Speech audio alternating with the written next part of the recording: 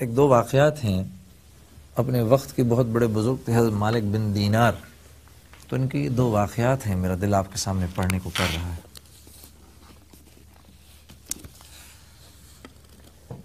حضرت مالک بن دینار ایک مرتبہ بصرہ کی گلیوں میں جا رہے تھے۔ راستے میں ایک باندی ایسے جاہو جلال حشم خدم کے ساتھ جا رہی تھی جیسا کہ بادشاہوں کی باندیاں ہوتی ہیں۔ حضرت مالک بن دینار نے اس کو دیکھا تو آواز دے کر فرمایا، اے باندی، تجھے تیرا مالک فروخت کرتا ہے یا نہیں؟ وہ باندی اس فکرے کو سن کر حیران رہ گئی، کہنے لگی، کیا کہا پھر کہو۔ انہوں نے پھر ارشاد فرمایا، اس نے کہا، اگر وہ فروخت بھی کرے تو کیا تجھ جیسا فقیر خرید سکتا ہے؟ فرمانے لگے، ہاں، اور تجھ سے بہتر کو بھی خرید سکتا ہوں۔ وہ باندی یہ سن کر ہنس پڑی اور اپنے خدام کو حکم دیا کہ اس فقیر کو پکڑ کر ہمارے ساتھ لے چلو، ذرا مذاق ہی رہے گا، کچھ دل لگی کر لیں گے۔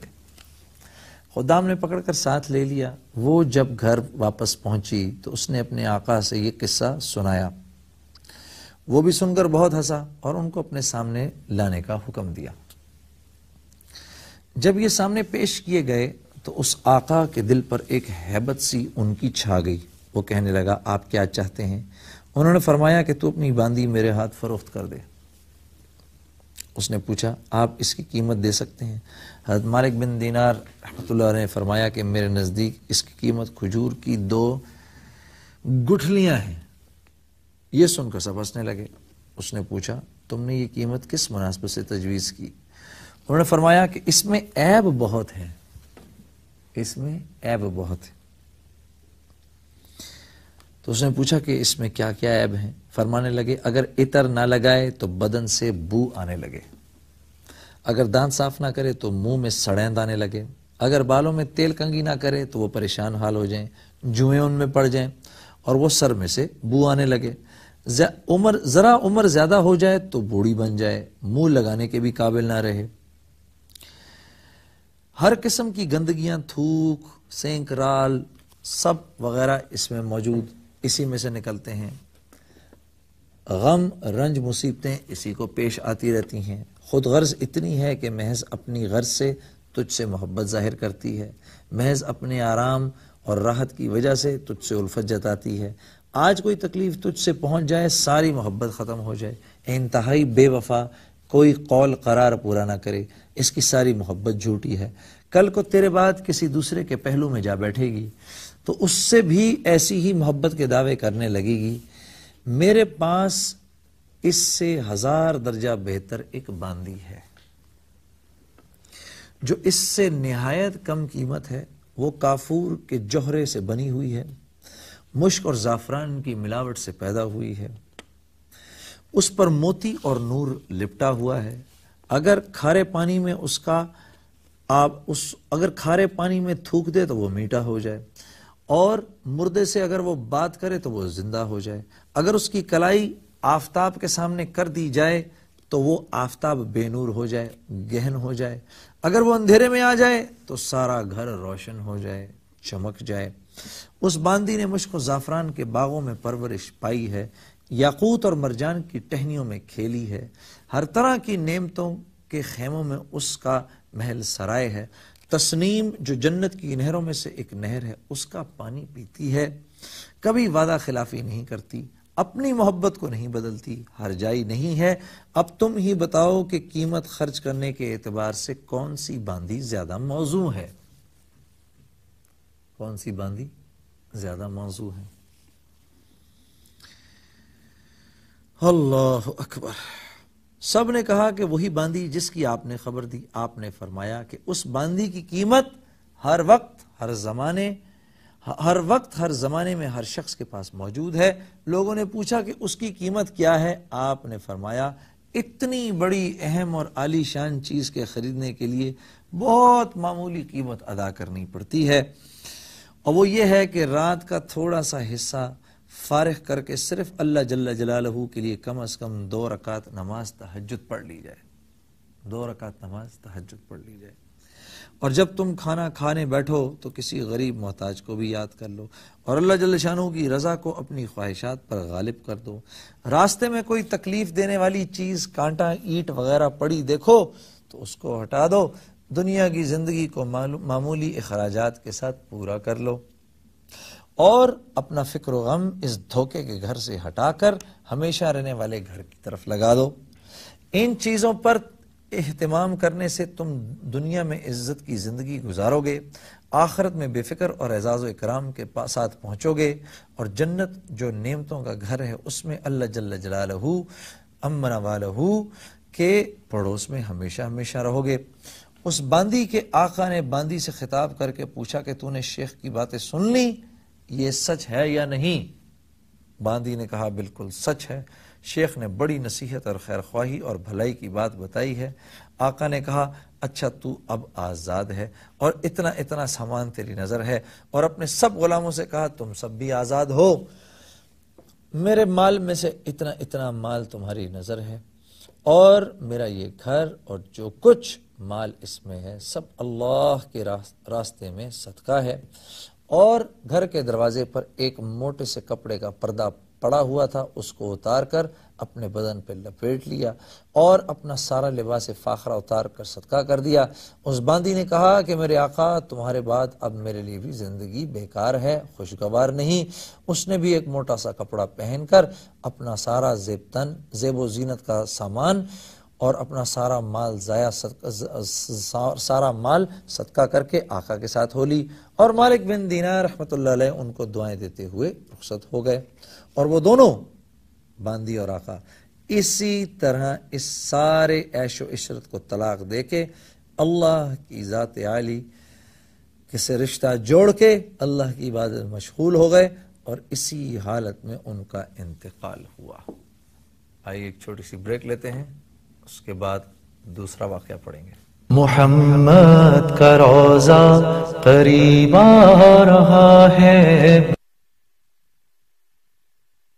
محمد کا روزہ قریب آ رہا ہے۔ پہلا واقعہ آپ کو سنایا، اچھا جی دوسرا واقعہ سناتا ہوں۔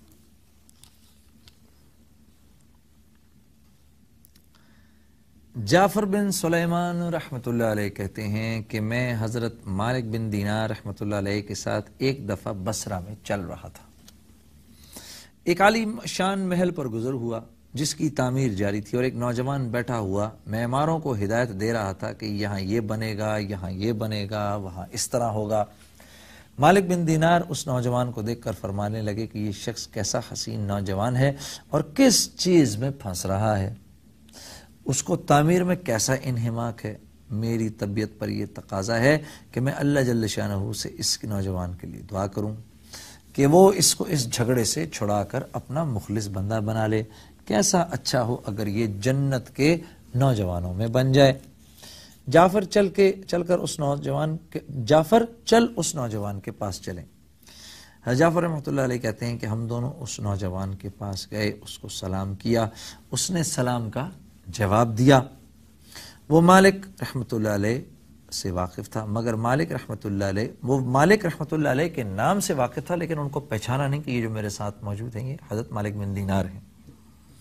تھوڑی دیر میں پہچانا تو کھڑا ہو گیا اور کہنے لگا کیسے تشریف آوری ہوئی؟ حضرت مالک بن دینار نے فرمایا تم نے اپنے اس مکان میں کس قدر روپیہ لگانے کا ارادہ کیا ہے؟ اس نے کہا 1,00,000 درم۔ 1,00,000 درم اس وقت کا 1 درم، اس وقت کے 10 درم جو ہوئے وہ آج کے 1 تولہ سونے کے برابر ہے۔ اس وقت کے 10 درم آج کے 1 تولہ سونے کے برابر ہیں۔ یہ 1,00,000 درم کا ہے مکان۔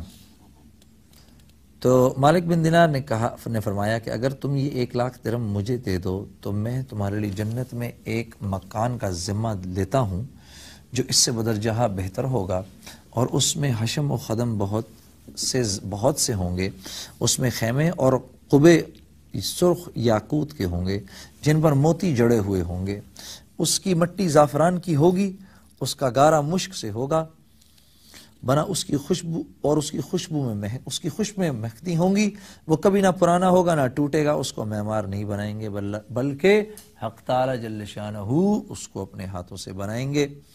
وہ اللہ رب العزت کے امر کن سے تیار ہو جائے گا۔ اس نوجوان نے کہا مجھے سوچنے کے لیے آج رات کی مہلت دیجیے، کل صبح آپ تشریف لاویں تو میں اس کے متعلق اپنی رائے عرض کروں گا۔ حضرت مالک بن دینار واپس چلے آئے اور رات بھر اس نوجوان کی فکر اور سوچ میں رہے۔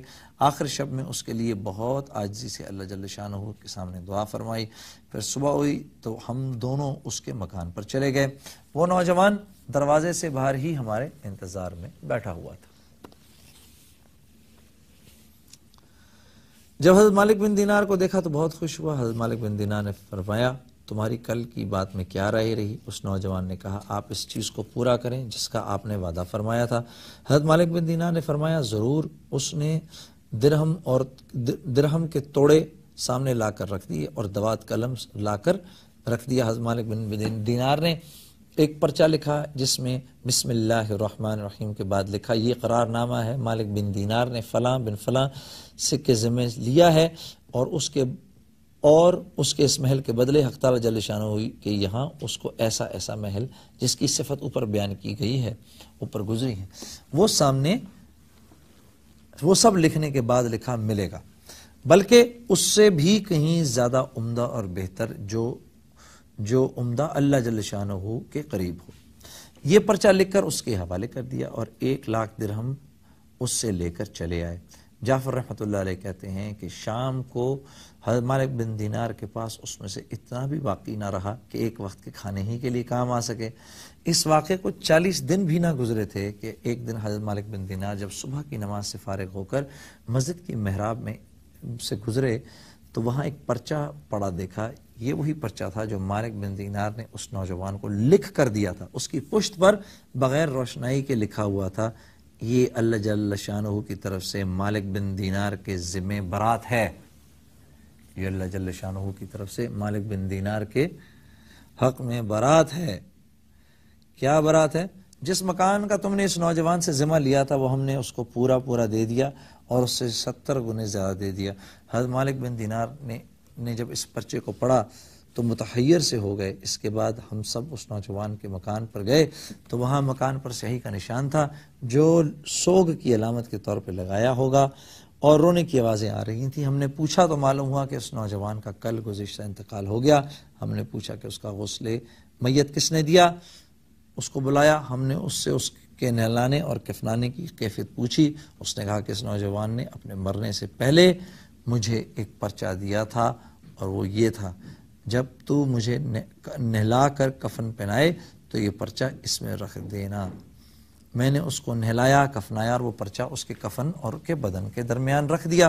حضرت مالک بن دینار نے وہ پرچہ اپنے پاس سے نکال کر اس کو دکھایا۔ وہ کہنے لگا یہ وہی پرچہ ہے، قسم ہے اس ذات کی جس نے اس کو موت دی، یہ پرچہ میں نے خود اس کے کفن کے اندر رکھا تھا۔